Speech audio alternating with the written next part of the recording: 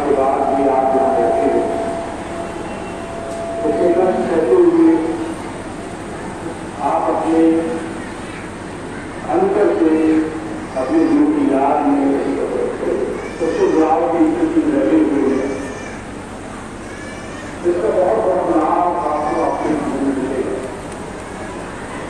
आपके सभी के जीवन में हर को धन, हर को भाई बहुत शुभ होती है जो आप अपने मालिक को जरूरी लगाते हैं।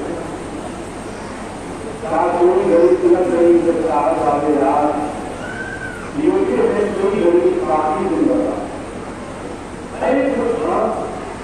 और आप है जो मालिक की याद में गुजर रहा। आज मुझे एक दस में भाई मुझसे पूछा, कहने लगा मैं गृहस्थ में दूर आयु में दुनिया के जंगलों में काम आकर सारा दिन घूमता रहता। मेरे पास दोस्तों से थोड़ा सा समय मिलता है तो मुझे ऐसा लग रहा है कि मैं अपने गुरु के नाम में नाम से नहीं दे पा रहा। मेरा उद्धार करते हो हम सभी लोग रहते हैं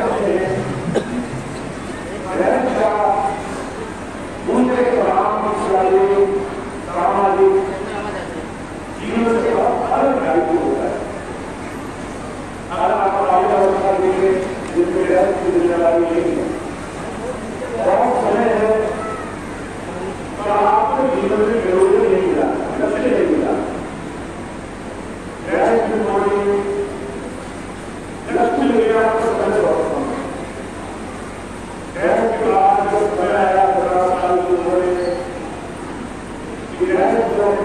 को साथ किया जाए वो जिम्मेदारी निभाए तो बहुत इतना भारी होता है।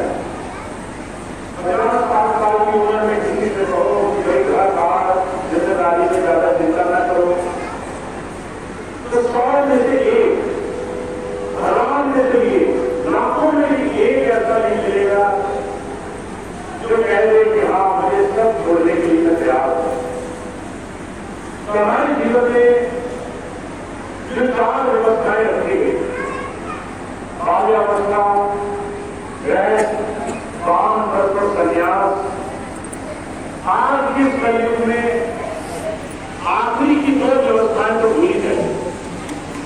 न कोई वानप्रस्थ को तैयार है न कोई संन्यास को तैयार है। हम जितने गृहस्थ में कदम रखते हैं बहुत सब गृहस्थ में ही रहते हैं।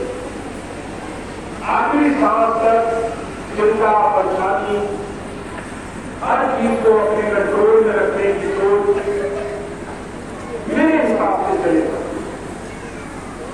अर्जुन कहा करते थे गृहस्थ का ये अर्थ हमने निकाला है, मैं कमान संभालूंगा हर चीज, ये बड़ा उल्टा अर्थ है। गृहस्थ का अर्थ ये नहीं है कि सब कुछ तुम्हारे कंट्रोल में है।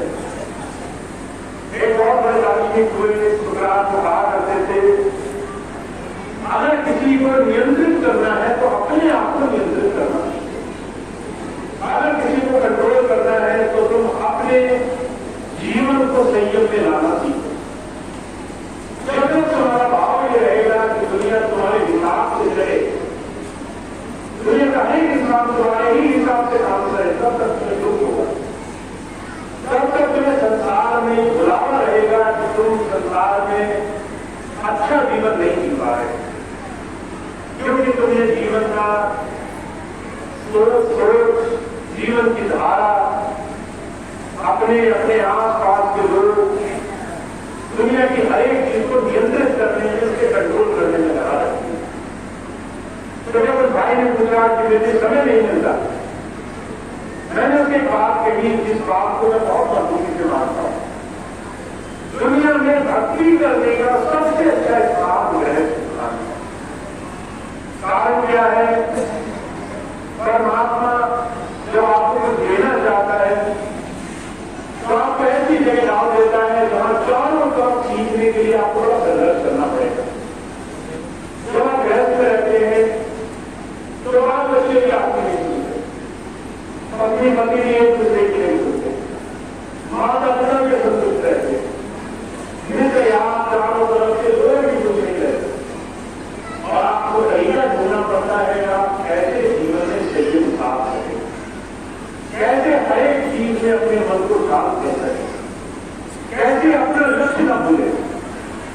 कैसे अपनी दिशा न भूलिए, कैसे जीवन में अपनी दिशा की तरफ धीरे धीरे बढ़ते हैं।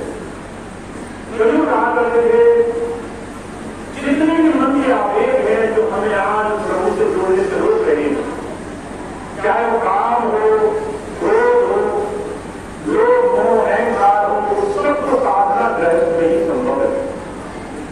आप देखिए विश्वामित्र से सब जोड़ करके वो संन्यास कर चले गए और मन को नहीं प्राप्त पाए।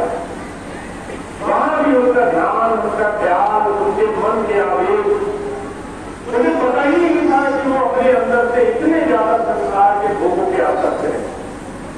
जब आप दुनिया से भागते हैं, आप ये नहीं जानते कि आप इस अंदर छोड़ बैठे हैं जिसे आपने निकालना शुरू नहीं किया। उसी जब महापुरुष आए हैं, उन्होंने कहा तुम्हें अपने मन की शांति के लिए जीवन में जतन करना है। साधने हमारे मन में लागी आग, मन में क्या करे जब कर्म लागी आग। आग तो कर्मों में लगी हुई है, अशांति तो मन में फैली हुई है, असंतोष तो हमारे अंदर है, हम संसार में उलझे हुए हैं। हमें अपने अंदर शांति लाने के लिए जीवन में सबसे पहली चीज कोई आईना दिखाने वाला होना चाहिए। और गृहस्थ हमें आईना दिखाता है। जब आप बच्चे आपको आकर परेशान करेंगे तो कितनी देर लगेगी आपको गुस्सा करेंगे, ये आपको आईना दिखाना है। माँ बाप आपसे जो पूछेंगे कितनी देर लगेगी वहां परेशान होने, ये आपको आईना दिखाना है। पति और पत्नी एक दूसरे के साथ जीवन जिएंगे, कितनी देर लगेगी छोटी छोटी चीजों में एक दूसरे के साथ झगड़ने में, ये आपको आईना दिखाना है। तुम अपने आप से कितना मजबूत हो चुके हो। अगर तुम अपने आप में मजबूत नहीं हो, अगर तुमने धीरे धीरे अपने आप को दुनिया की अपेक्षा और दुनिया की उपेक्षा से, एक्सपेक्टेशन और क्रिटिसिज्म बचाना शुरू नहीं किया, अगर तुम दुनिया से उम्मीद लगा करके बैठे हो कि जो तुम्हारे हिसाब से चले तो जीवन से बड़ा, जीवन का नाश का रास्ता तय है। तुम्हारा भी कहा करते थे जीवन की संभाल तब शुरू होगी जब आप अपने अंदर और अपने चारों तरफ जो जीवन जी रहा है उसको सकारात्मक रूप में लेना शुरू करोगे। अगर आपको कोई परेशान करे, आप अपने आप से पूछो ये कैसे हुआ कि किसी ने मुझे परेशान कर दिया। महाराज जी मिसाल फरमाया करते थे, कहा करते थे अगर कोई आकर के तुम्हें अपनी कुछ बातों से परेशान कर सकता है, तुम ये बताओ तुम्हें परेशान करने की चाबी किसके पास थी? तुम्हारे मन को खराब करने की ताकत किसको मिल गई? तुम्हें संसार में जरा उसी देर में भड़काने की शक्ति किसे मिल गई? महाराज जी बड़ी सुंदर बात कहा करते थे, हर एक इंसान अपने अंदर भावावेश का एक लाल बटन लेकर के घूम रहा है। जो चाहो उस बटन को दबा देता है, जैसे वो बटन दबता है वैसे ही हमारे अंदर से ज्वालामुखी फूटने लगता है। कोई भी हमें परेशान कर सकता है और लोगों को पता है कौन सी चीज ऐसी है जो तुम्हें बदलाव करती है। वो वही बात करेंगे जो तुम्हें एक क्षण में तुम्हारे नियंत्रण से बाहर करेंगे। तो समझ आते हैं कैसे बाहर नहीं, अपने अंदर शांति लाने के मार्ग पर चलो और उससे भी क्या करो, गृहस्थ को समझो।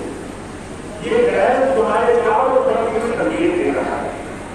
अगर कोई तुम्हारी बात नहीं मानता तुम उसमें कैसे स्वभाव रखोगे? अगर कोई तुम्हें गुस्सा दिलाने की कोशिश करता है तुम गुस्से को कैसे शांत रखोगे? तुम्हें कोई तरह तरह की उल्टी बात करता है, तुम्हें उसकी बात क्या कड़वी लगेगी? क्या उस बात पर तुम जरा धीरे में बिगड़ जाओगे?